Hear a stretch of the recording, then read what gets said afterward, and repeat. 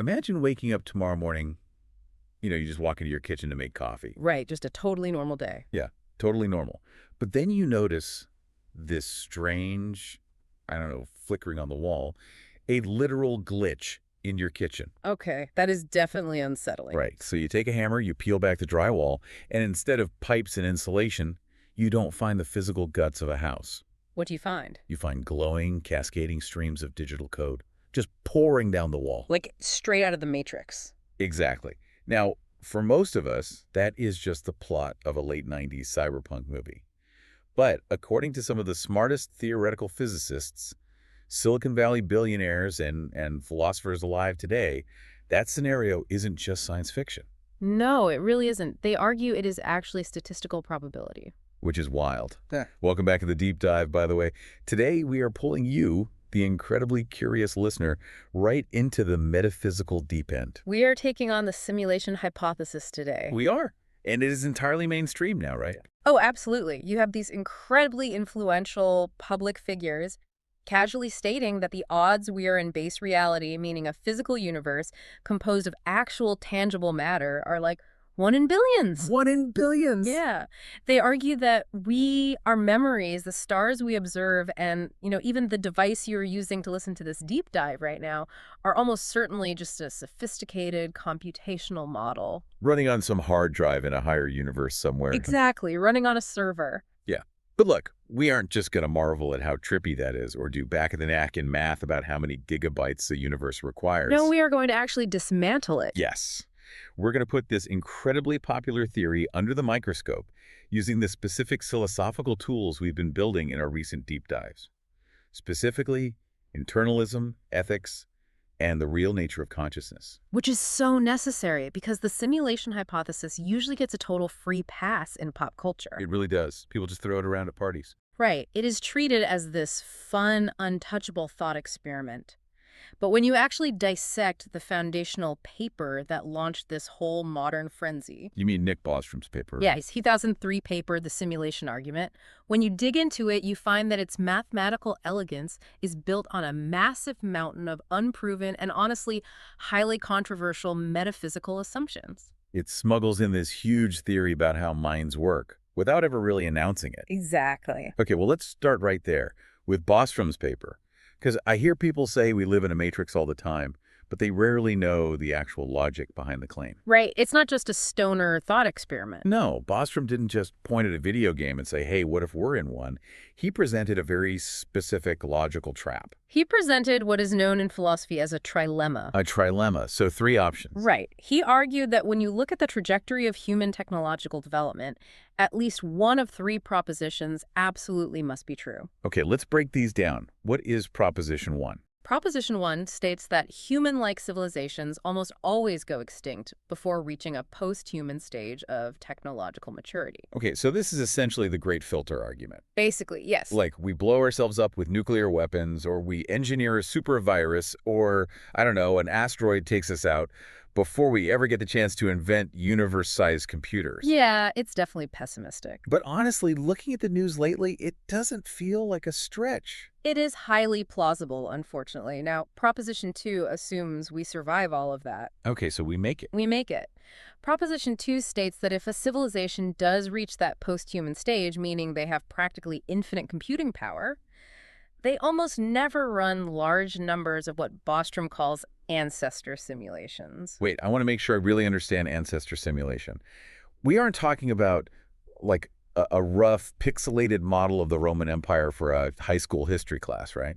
Oh, no, not at all. An ancestor simulation is a model of a civilization's evolutionary history that is so deeply granular, so unfathomably detailed down to the literal quantum level, that the simulated beings inside the model are actually conscious. Wow, so they have real subjective experience. Yes, and Proposition 2 suggests that advanced beings just don't run these. Why wouldn't they? Well, maybe they lose interest in their biological past.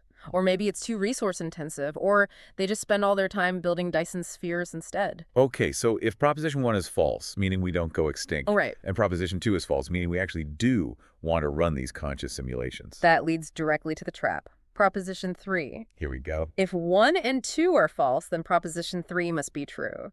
We are almost certainly living in a computer simulation right now. And this is where the math comes in, isn't it? The anthropic counting argument. Exactly. Let me see if I can explain the mechanics of this, because it's actually a brilliant statistical trick. Go for it. Okay, so if a post-human civilization decides to run ancestor simulations, they wouldn't just run one, right? If they have infinite computing power, they'd run billions of them. They would run as many as their servers could possibly handle, millions of variations of Earth. Right, so if there's one base reality Earth with, let's say, 10 billion biological humans, but there are a billion simulated Earths, each with 10 billion simulated humans. The math gets wild very quickly. It does. You have 10 billion real biological minds and 10 quintillion simulated minds. A massive disparity. Yeah. So if I am a conscious being sitting here right now experiencing the world, and I blindly reach my hand into a cosmic lottery bucket to pull out my identity, Right. the odds that I pull out the single golden ticket representing base reality are virtually zero. Statistically, I am holding a simulation ticket. It's literally just a raw numbers game. That is the anthropic argument in a nutshell. You assume you are a randomly selected observer from the total pool of all observers. And since simulated observers vastly outnumber the biological ones, You are forced to conclude you are simulated. It is elegant, it is clean, and it is incredibly persuasive, well, if you accept the premises. right. But wait, this entire lottery scenario completely falls apart if the tickets in the bucket aren't real. What do you mean by real? Well, I mean, this math only works if we assume you can actually build a conscious mind out of computer code. Bingo. Bostrom is assuming that if you write enough ones and zeros and make the program sufficiently complex, something inside the machine just wakes up and starts to actually feel things. Isn't that a colossal leap? It is the defining leap of the entire hypothesis. You've hit on the exact foundational assumption that the simulation argument tries to quietly slip past the bouncer, so to speak. They don't really advertise that part. No, they don't. This assumption relies on a philosophy of mind called functionalism, or more specifically, substrate independence. Okay, let's unpack substrate independence. The word substrate just means the underlying material, right? Like the physical stuff something is made of. Yes. Substrate independence is the claim that a conscious mind can be implemented on any suitable computational material. Any material. Pretty much. It could be biological neurons made of carbon, sure, but it could also be silicon microchips or a vast network of copper wires, or, theoretically, a giant system of water pipes and valves. Water pipes? Seriously? Theoretically, yes. Yeah. The functionalist argues that the material stuff simply doesn't matter. The only thing that generates consciousness is the functional organization. The functional organization. Right, the way information is processed, the sequence of inputs and outputs, the state transitions. So to a functionalist, if I had perfectly mapped the pattern of my brain, like every single electrical spark, every chemical cascade, Right. and I recreate that exact structural pattern in a supercomputer, the computer isn't just a really good mimic. It is me. It is you. It is literally experiencing the color red. It is feeling the sting of a paper cut. It has existential dread on a Sunday night. According to functionalism, yes.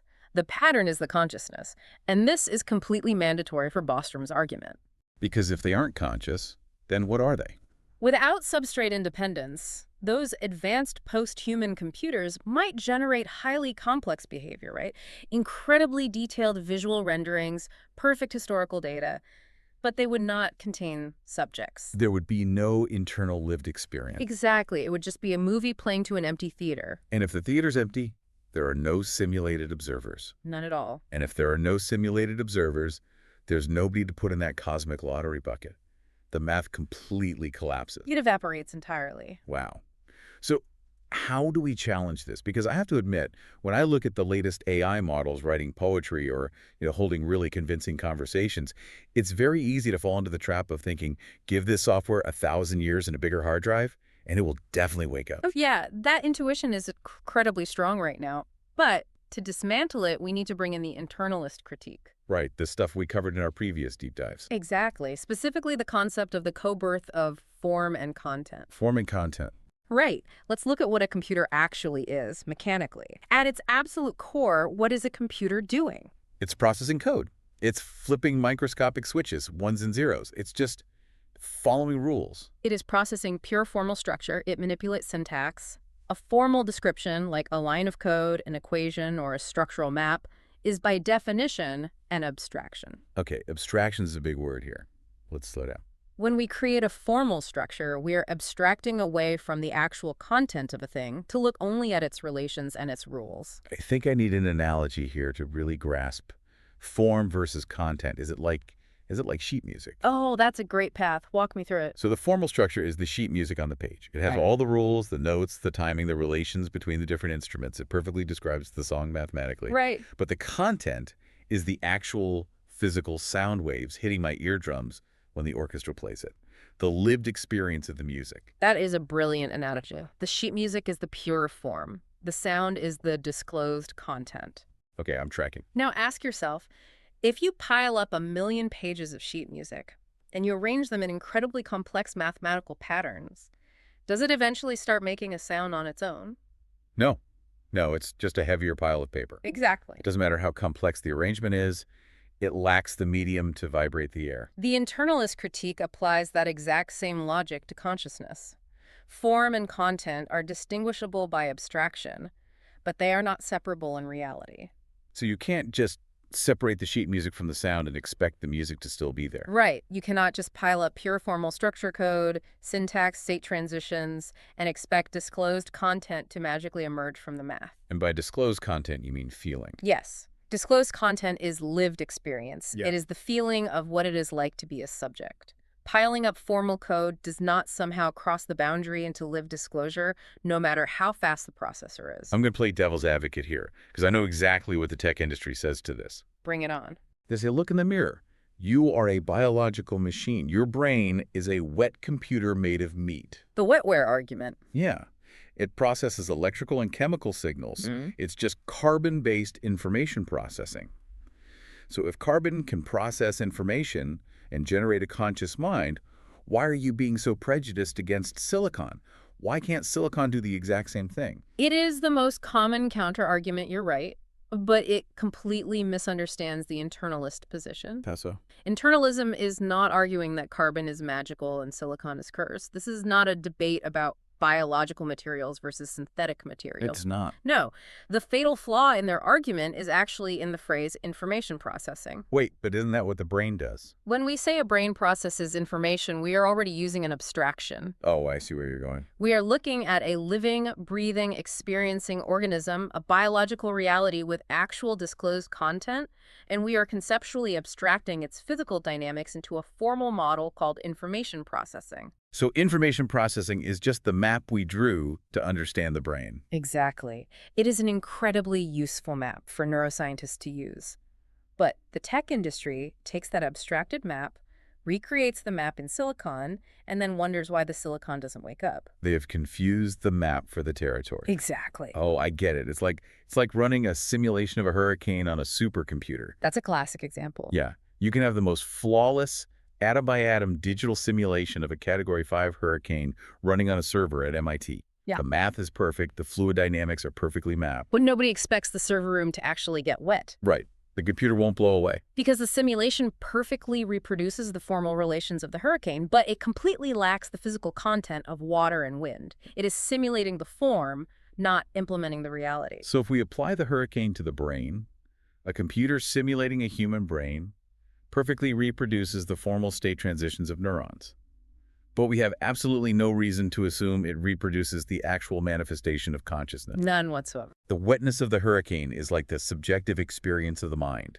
The map is not the territory. And that, right there, destroys substrate independence. Wow. If form and content are inseparable, formal duplication alone never guarantees disclosed content. A simulation might reproduce the exact behavioral outputs of a human, but it does not explain why anything should be like something from within that code. Which brings Bostrom's counting argument crashing down. It does. Because if functionalism is a myth, then the bridge from simulated behavior to simulated subjective experience is totally burned. There's no one home inside those billions of simulated universes. Just a bunch of empty sheet music. Right. The cosmic lottery bucket only has the base reality tickets in it. The math of the trilemma is rendered entirely moot because it relies on a completely flawed philosophy of mind. Okay, this is fascinating. But let's say we put the metaphysics in a box for a second. Even if we dismantle the math, the vibe of the simulation hypothesis still kind of lingers for people, you know? It has a very strong cultural hold, definitely. But what if we've got the entire direction of the theory backwards? In our past deep dives, we explored idealism. Right. Internalist idealism. Yeah, the idea that consciousness or manifestation isn't something generated by matter, but is actually the primitive fundamental ground of reality. This is where the conversation completely flips on its head. Let's contrast the two frameworks. Let's do it. The standard simulation hypothesis assumes a bottom-up reality. It assumes that base reality is fundamentally made of dead physical matter, servers, power grids, silicon chips. And then mind just happens later. Right. It assumes that this physical matter, when arranged correctly, generates mind and experience as a secondary byproduct. Matter creates code, code creates mind. Right, it's the ultimate materialist fantasy. It really is. But internalist idealism reverses the arrow of implementation entirely. How does it reverse it? Under idealism, consciousness, the field of manifestation and disclosure is the primitive ground. It is the starting point. Okay, so consciousness comes first. Always. In this framework, computation, physical structure, and even the very concept of a server are not the secret creators of experience. They are downstream abstractions that appear within experience. Let me make sure I'm really visualizing the mechanics of this. How does a normal object like, I don't know, this cup of coffee on my desk exist under these two different theories? Okay, perfect example. Under the simulation hypothesis, the cup of coffee exists as streams of code on a post-human server in another dimension. Right, the code is real, the coffee is fake. Basically, that server feeds data to your simulated brain, which then generates the illusion of a hot cup of coffee in your subjective awareness. Okay, and under idealism. Under idealism, the fundamental reality is the awareness, the manifestation itself. The cup of coffee is a real appearance within that field of disclosure. So the awareness is the bedrock. Yes. The concept of a physical computer is just another idea, another appearance within consciousness. The simulation hypothesis tries to take an object from within our experience, a computer project entirely outside of our universe, and claim it generates the universe. Wait, so Silicon Valley didn't invent this concept at all. Or even close. They just reinvented Plato's cave. But they swapped out the shadows on the wall for pixels on a screen? It is literally Platonism for programmers. That is exactly what it is. Platonism for programmers. I love that. It's true. Platonism claims the sensible, physical world is a lesser, fake reality compared to some hidden realm of perfect forms. Simulation theory claims our lived world is a fake reality compared to a hidden base reality of servers. It is the exact same metaphysical magic trick. And it relies on what we call the darkroom problem, right, from our previous discussions. Explain how the simulation acts as the darkroom here. The darkroom fallacy occurs when a theory posits something completely outside of our field of intelligibility, absolutely inaccessible to us, but claims it secretly determines everything. Give me a visual for that. Imagine someone claims there is a glowing pink ball that controls the entire universe. But it exists in a locked dark room that no human can ever enter, measure, or interact with. I mean, that's a meaningless claim. Exactly, because if it's completely disconnected from our reality, it can't interact with it. Right. The simulation hypothesis treats base reality as the ultimate dark room. It posits a post-human technician sitting outside our physical laws, outside our space-time. In a higher dimension we can never touch. Yes, it points to a hidden realm that we can never access to explain the reality we are intimately experiencing right now. It directs your attention away from the living field of experience and demands you worship the hidden pink ball. Wow.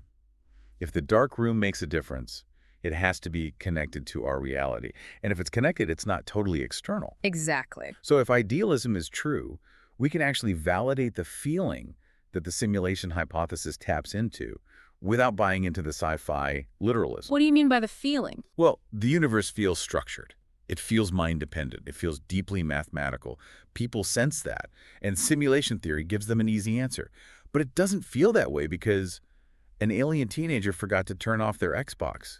Right. It feels mind-like because reality is fundamentally mind-like. Precisely. Idealism absorbs the intuition that our everyday, naive, materialist view of the world is incomplete. But it completely rejects the clunky, literal engineering metaphor of a post-human server farm. It's like we felt a genuine mystery, but slapped a really cheap sticker over it. Yes. The mystery isn't that a giant PC is computing the stars. The real profound mystery is that anything is disclosed at all. That there's experience rather than nothing. Yes. The appearance of the world isn't a fake veil hiding the truth. Appearance is reality manifesting under specific conditions. I love how idealism just swallows the simulation argument whole and completely digests it. It's a very robust framework. But I want to introduce some logical friction here. Let's say I don't buy the idealist argument. Okay, let's play that out. Let's say I'm stubborn, and I still think functionalism might work, and I still think post-human tech bros might build a massive server farm. If we grant Bostrom his premises, what are the actual implications of building that server? This gets very dark. Yeah, because when we look at the first two prongs of his trilemma, I think they are hiding something deeply horrific. You are talking about the ethical implications of Proposition 2, the assumption that advanced civilizations would want to run ancestor simulations in the first place. Exactly. When Bostrom talks about Proposition 2, the debate is usually incredibly sterile. It's framed as an economics question or an engineering puzzle. Right, like do they have the energy grid to power the simulation? Or would they just get bored and study something else?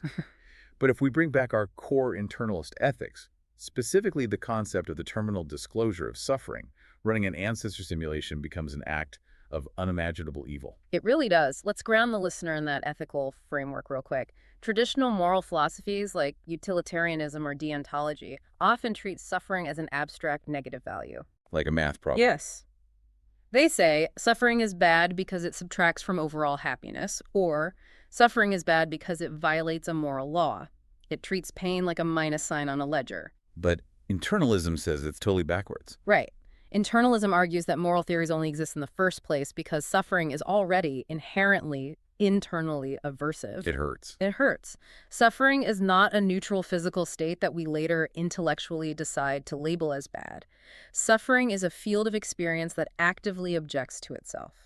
It says not this from the inside. The terminal disclosure of the ought not. Exactly. It is bad in its very manifestation. Okay, so take that understanding of actual felt suffering and apply it to a post-human civilization deciding whether or not to boot up a simulation of Earth's history. If substrate independence is true. Right. If the code actually generates a conscious subject, then simulating human history isn't just running a data model to see how trade routes developed in the 14th century. No, it is the deliberate, calculated creation of worlds. It means they are actively typing the code to render the Black Plague. They are explicitly allocating server space to process the Holocaust. It is horrifying to think about. They are rendering bone cancer in children. They are recreating centuries of slavery, endless terror, starvation, and grief. If the simulated beings are conscious, then ancestor simulations are not neutral historical experiments. They are the deliberate architectural creation of immense fields of suffering. Think about it like a video game. Let's take a game like The Sims or Grand Theft Auto. Millions of people play those games, and generally, we don't care what happens to the NPCs, the non-player characters. Right, we just run over them with cars. Exactly. We trap Sims in swimming pools, we crash cars in GTA, because we know that you're just empty code. But imagine a patch drops tomorrow. The developers release a statement saying, hey, we achieved a breakthrough in AI. Uh-oh. The NPCs in the game are now genuinely sentient. They feel physical agony, they mourn their dead, they experience sheer psychological terror. The moral landscape completely shifts in an instant. Entirely. If you then boot up that game and start torturing them, or even if you just set up a simulated world where they inevitably suffer terribly from disease and war, you are a monster. You are a psychopath. There is no defense for it. You couldn't possibly defend yourself by saying, well, I needed to see how their economy developed for my doctoral thesis. Is historical curiosity really a justification to spawn billions of suffering minds? It is entirely unjustifiable, and what this does is transform one of the oldest debates in theology. You mean the problem of evil? Yes.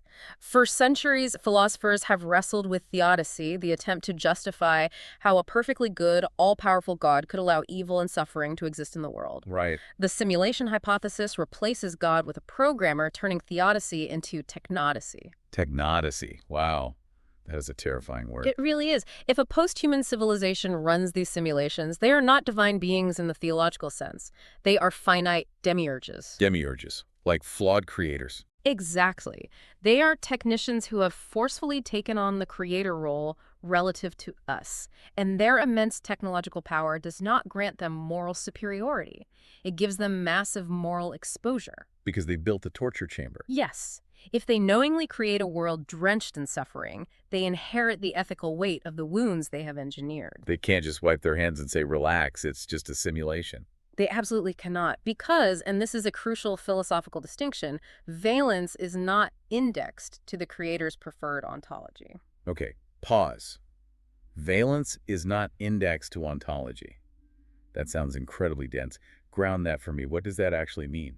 Okay, let's break it down. Valence means the internal feeling of an experience, how bad a pain feels, or how good a joy feels. Okay, valence is the feeling. Right. And ontology is the study of what things are made of, or what is fundamentally real. The structural blueprint. Exactly. So what that phrase means is that pain doesn't check the architectural blueprints of reality to ask permission to hurt. Ah, the pain doesn't care if it's made of meat or code. Exactly. If an experience is internally aversive, its badness doesn't wait for validation from base reality. It just hurts. It just hurts. A simulated pain, if actually experienced by a subject, is real pain. A simulated terror, if actually undergone, is real terror. The question isn't whether the wound is rendered in carbon biology or silicon processing. The question is whether it hurts. Man, accuracy of the simulation is not absolution for the simulator. That is exactly right. Accuracy is not absolution. I want that on a t-shirt. Because it completely strips away the cool sci-fi gloss we paint over the simulation hypothesis. We treat the idea like it's this edgy Matrix-style fantasy where we get to wear leather coats and dodge bullets. It's very romanticized. But practically, it's proposing that human history is the torture basement of a race of sociopathic grad students in the future. Viewed through an ethical lens, it is a profoundly dark, almost grotesque hypothesis. The simulator is a demiurge with engineering constraints, but zero moral compass. So, returning to Proposition 2 of Bostrom's trilemma, that advanced civilizations almost never run these simulations. Right. A morally mature civilization wouldn't just decline to run them because they ran out of server space or got bored. They would look at the prospect of rendering thousands of years of famine, war, and disease, and they would be utterly repulsed. They would refuse on moral grounds alone. Yes. A civilization mature enough to survive its own technological adolescence might possess infinite computing power, but absolutely refuse to run ancestor simulations because doing so would be ethically abhorrent. So Proposition 2 actually holds up, but for the opposite reason. Exactly. Creating fields of suffering for research, entertainment, or nostalgia is simply immoral. If that is true, Proposition 2 holds true, but for ethical reasons, not technological ones. And the trilemma collapses before it ever reaches the probability of us being in a simulation. The math stops right there. This brings us to the final piece of the puzzle, the psychological fallout. Let's look at the third proposition, the idea that we are almost certainly simulated. Even with everything we've discussed, people still cling to this. Oh, they love it. And when they do, it almost always leads to a massive deflationary trap. I call it the apathy trap. Yes.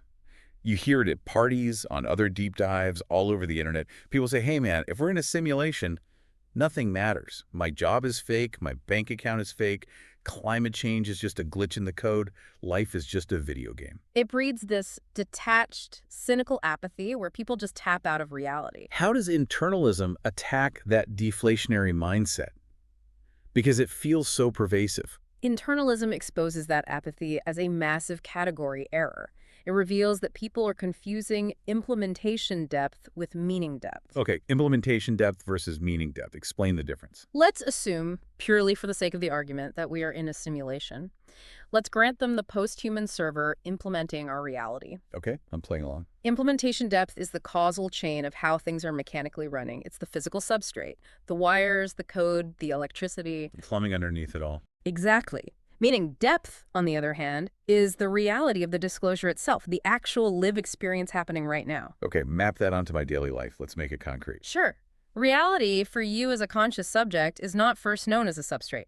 You don't walk down the street experiencing atoms or quantum wave functions or binary code. No, I experience trees, cars, weather. Reality is disclosed to you as a field of distinction, relation, beauty, agency, threat, and suffering.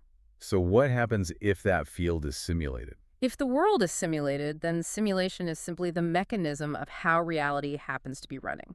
Simulation might relativize the substrate.